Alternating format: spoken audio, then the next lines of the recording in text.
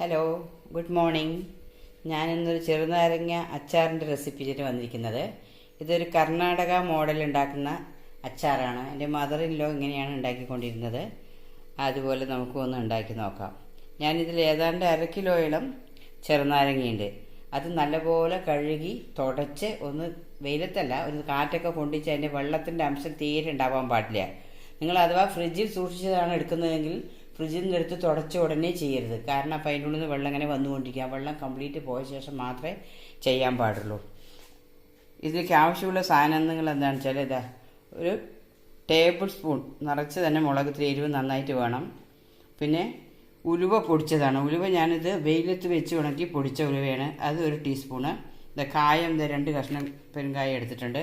ഇതിങ്ങനെ വറുത്ത് പൊടിച്ച് നമ്മൾ ഉണ്ടാക്കുന്നതാണ് ഏറ്റവും നല്ലത്. നല്ല എണ്ണയിൽ വറുത്ത് പൊടിച്ചെടുക്കണം. വാങ്ങുന്ന പൊടി അത്രയും നല്ലതായിട്ടിരിക്കുന്നു എനിക്ക് തോന്നുന്നില്ല. പിന്നെ ഉപ്പ് 2 ടേബിൾ സ്പൂണോളം ഉപ്പും എടുത്തിട്ടുണ്ട്. ഇനി ഇത് ഈ നാരങ്ങ കണ്ടില്ലേ, ഈ നാരങ്ങ ഇങ്ങനെ 4ആയിട്ട് ഇങ്ങനെ വേർപെടുത്തിയെടുക്കാൻ പാടില്ല.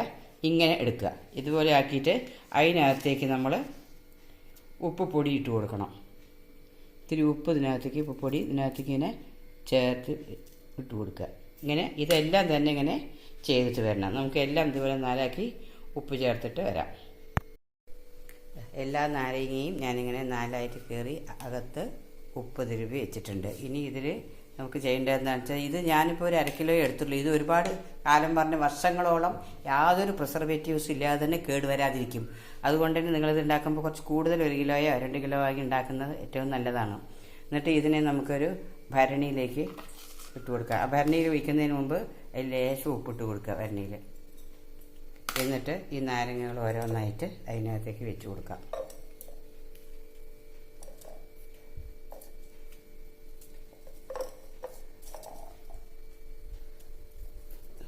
കുറച്ചുള്ളത് കൊണ്ട് ചെറിയ ഭരണിയിലേക്കാണ് ആക്കിയിരിക്കുന്നത്.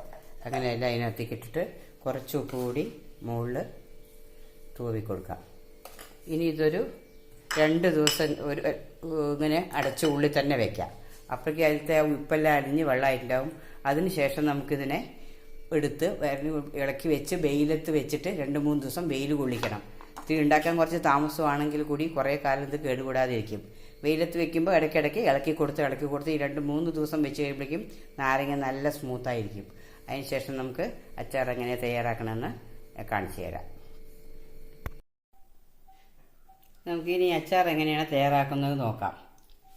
ഈ നാരങ്ങ ഞാനൊരു 4 ദിവസം അകത്ത് വെച്ചു. 4 ദിവസം തന്നെ അകത്ത് വെച്ച് ഉപ്പ് വെള്ളം ഇങ്ങനെ ഇളക്കി ആ ഭരണിയോട് കൂടി ഇങ്ങനെ ഇളക്കി മാറ്റി ചെയ്തപ്പോൾ നാരങ്ങ നല്ല സ്മൂത്തായിട്ടുണ്ട്.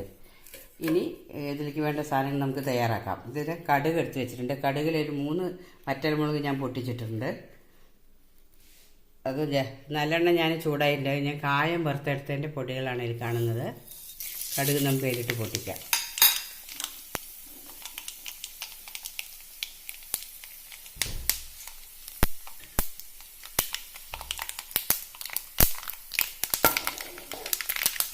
പൊട്ടി വരുമ്പോൾ നമുക്കത്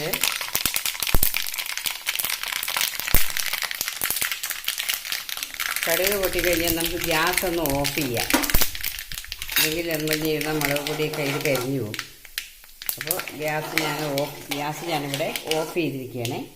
അതിന് ശേഷം ഈ കായം പൊടിച്ച് വെച്ചിരിക്കുന്ന കായപ്പൊടി അതിലേക്ക് ചേർക്കാം. മുളക് പൊടി ഞാൻ നേരത്തെ തയ്യാറാക്കി വെച്ചിട്ടുണ്ടായിരുന്ന മുളകാണ്, അതും അതിലേക്കിടാം. ഈ ഉലുവപ്പൊടിയും കൂടി അതിലേക്ക് ഇട്ടിട്ട് നമുക്ക് ഒന്ന് ഇളക്കി കൊടുക്കാം. ഒരുപാട് നിറം മാറണ്ട. നമ്മൾ ഗ്യാസ് ഓഫ് ചെയ്തില്ലെങ്കിൽ പെട്ടെന്ന് നിറം മാറിപ്പോവും. അത് കരിഞ്ഞു പോകാതെ നമുക്കിങ്ങനെ ഇളക്കി കൊടുക്കാം. ഞാനൊരു 150 മില്ലി എണ്ണ അതിലേക്ക് എടുത്തിട്ടുണ്ട്. അതിനുശേഷം ഈ നാരങ്ങ നമുക്ക് അതിലേക്ക് ഇട്ട് കൊടുക്കാം. അതിലത്തെ ഉപ്പ് അലിഞ്ഞിട്ടുള്ള വെള്ളമാണ്.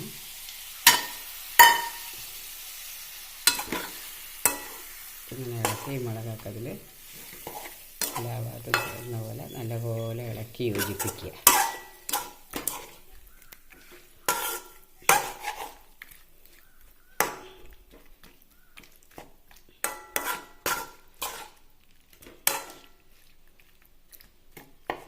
നമ്മുടെ നാരങ്ങ അച്ചാർ റെഡി ആയിട്ടുണ്ട്. ഇത് വർഷങ്ങളോളം കേടുവരാതിരിക്കും.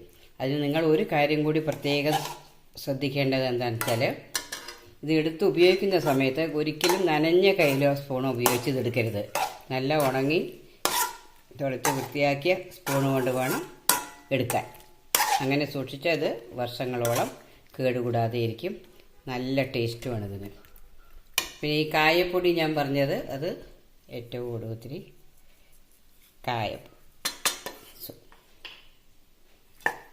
ചേർത്ത് കൊടുക്കുക.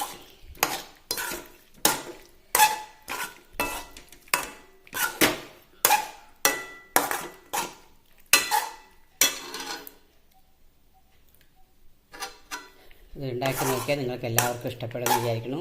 Okay, thank you for watching. ഇത് നമുക്ക് ഉണങ്ങി തുടച്ച് വൃത്തിയാക്കിയ ഒരു കുപ്പിയിലോ അതല്ലെങ്കിൽ ഭരണിയിലോ വേണം ആക്കി എടുത്തു വയ്ക്കാൻ. പ്ലാസ്റ്റിക് പാത്രത്തിലോ സ്റ്റീൽ പാത്രത്തിലോ ആക്കാൻ പാടില്ല, അത് കേടുവന്നു പോകുന്നതാണ്. Thank you for watching.